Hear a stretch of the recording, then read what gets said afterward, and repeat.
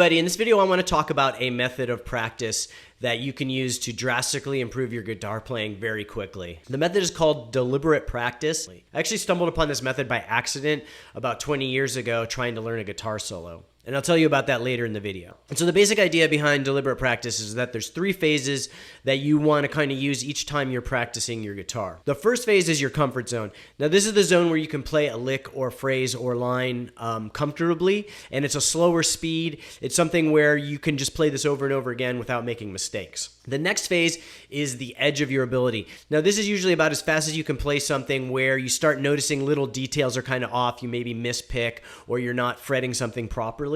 And then the last phase is the speed phase, where you're trying to play something as fast as you possibly can and the wheels are basically falling apart. So in the comfort zone, we're going to use this to kind of warm up. If we take this kind of classic blues rock lick, for example, that's my comfort zone. That's a speed where I'm comfortable. I can play it over and over again without messing up. I'm picking it cleanly. Again, we want to use this phase to just kind of warm up and get that muscle memory going properly. Then the next phase we want to work on when we're practicing is the edge of our ability. And this is as fast as we can play, where we can mostly play the part, but there might be a couple errors that are coming out.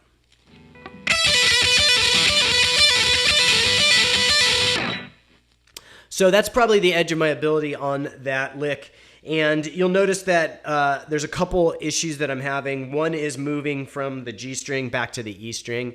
That string transition is a little difficult, so I'm going to work on maybe tightening my picking up a little bit there so that I hit that transition accurately. And then the next one is I'm kind of missing the B string from that pull off. So again, that's something I'm going to focus on at the edge of my ability. So once I've pinpointed these details, I'm just going to work on correcting them. And then the next phase is the speed phase, and this is the phase where we play as fast as we want to play eventually, or as fast as, like if we're copying a lick that our favorite guitar player's playing, try and play as fast as them if we're not there yet. And so in this phase, the wheels are just basically going to come off. We're probably not going to be able to pick it cleanly. You know, it's just not going to sound right. But what we're kind of trying to do here is we're trying to build up that muscle speed and get our brain wired to kind of trigger those reflexes to play as fast as we hope to play that lick one day. And throughout this process, make sure you're using your metronome, and you can gradually raise it for each zone that you're working on.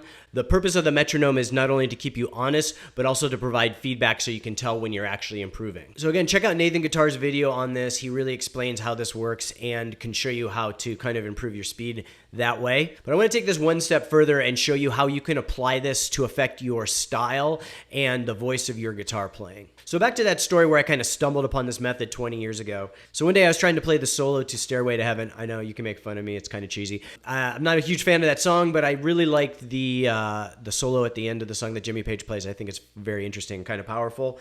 So anyways, I was trying to learn that solo, and I was just starting off at the beginning of the song. And there's a phrasing that goes something like this. And at that time, it was kind of probably maybe beyond the edge of my ability or right at the edge of my ability to play that. So I started off like I normally did by playing it slowly.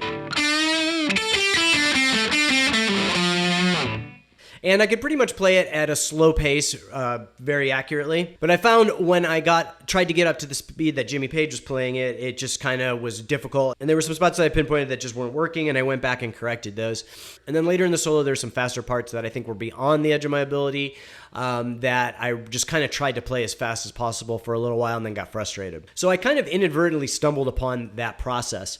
And I'm pretty hard-headed, so I really wanted to learn how to play that solo just because I thought it sounded slow enough and easy enough that I should be able to get it quickly, but it was actually more difficult than I thought. So I kind of repeated this process for about a week or so. But what I realized through that process was that I learned that solo a lot faster than I thought I could, given where I started from and where I ended up. But what I also learned from this process that I think was equally as valuable is that I noticed that where Jimmy Page started the solo and the positions he played in were not traditionally positions that I would think to play. I was pretty limited at that time. I mostly played like the pentatonic and some other scales, and I really only knew like the root note positions. So, and there are a lot of songs that plays primarily in those, and so I kind of was very narrowly focused on that kind of stuff, especially playing in a punk band. You can kind of get away with that.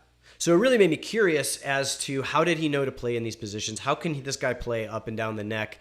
How does he memorize all that stuff? I started diving deeper into some of the other songs and learning some of the other solos, and started seeing a lot of patterns in how Jimmy Page played guitar, some of the positions he used, some of the phrasings he used, some of the licks he used.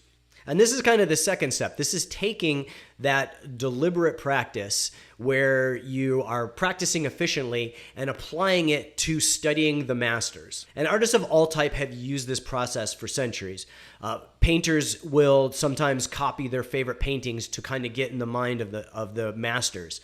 I remember reading about how the writer Hunter Thompson, when he was first starting out, would retype word for word his favorite novels. So he would retype word for word The Great Gatsby. And this would kind of help him kind of immerse himself in his favorite writer's voice and style and how they went about building their stories. And so this is the other half of the process in developing your own voice and being able to play like your favorite guitar players. So when we study the masters, the things we kind of want to look for are, what scales are they using? What positions are they playing in? Do they start slow and go faster in their solos a lot? Do they go the opposite way? Do they do both? Do they start low and go high, high or low? What kind of fills do they use over and over again? What kind of phrasings do they use over and over again? And these little kind of intricacies that make their playing what it is. And it doesn't just apply to guitar playing. When I was a kid and Nirvana's Nevermind album came out, I was about 13. I remember staying home from school, pretending to be sick. And I decided that day I was going to learn every song on Nevermind and tab it out.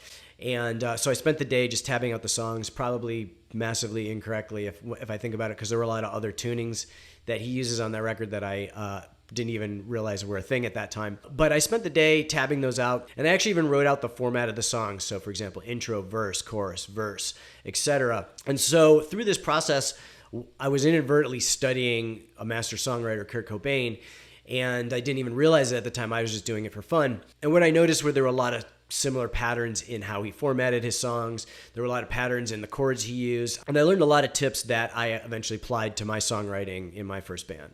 So to summarize, we want to take the principles of deliberate practice and combine them with studying the masters and use those as the framework for how we approach our guitar practice and guitar learning. By learning the songs of your favorite guitar players using the deliberate practice method, you're going to not only learn it faster, but you're going to start absorbing a lot of the phrasing that your favorite guitar players use. And the voices and styles of all your favorite guitar players are going to kind of start combining in your subconscious.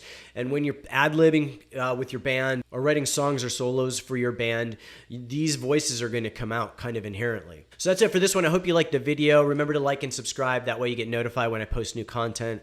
I post new stuff like this a couple times a week. And check out my website, ScottO'BrienGuitar.com. I have the tab for hundreds of punk rock and grunge songs up there. And I'll see you guys next time.